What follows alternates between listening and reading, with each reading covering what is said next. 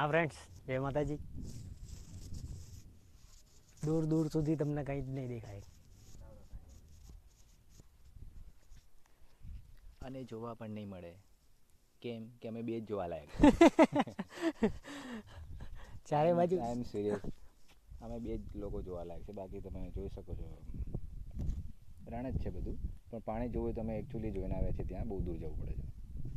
એ વિડીયોમાં તમે આગળ બતાવીશ. ક્યાંય દૂર દૂર સુધી ક્યાંય પાણી જ નથી. શું? અચ્છા.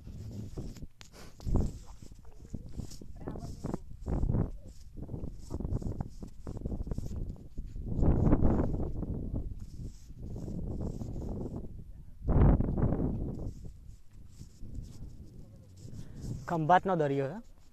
ખંભાતનો અખાત જે કહેવાય છે ને એ છે બધું. પણ અમે છેક બહુ દૂર સુધી આવ્યા છીએ, પણ કશું છે જ નહીં. નકરું કિચડ જેવું છે.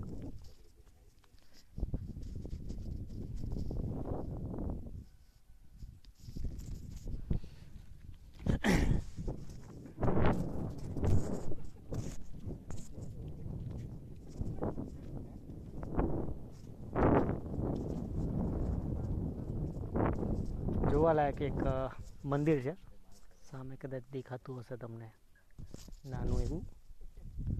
બાકી તો અહીંયા દરિયો છે, દરિયામાં કશું છે નહીં. અમે બી જોવા ગયા હતા, પણ કશું છે નહીં. દૂર દૂર સુધી માટી જ છે નગરી.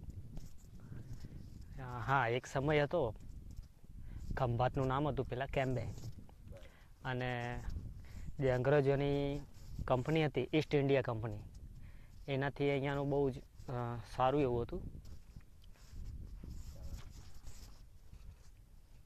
અંગ્રેજોના શાસન વખત. હા.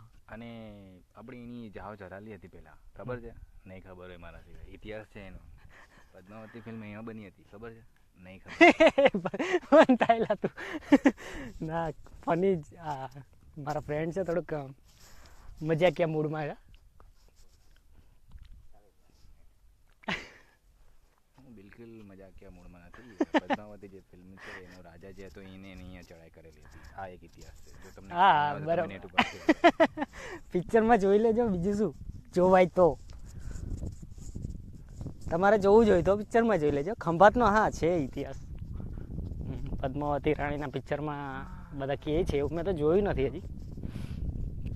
બાકી તો અહીંયા બધું વેરાણ છે, સુમસાન. કોઈ દેખાતું નથી, ચકલું ફરકતું નથી. આમ આમ પેલી બાજુ. Okay okay, by.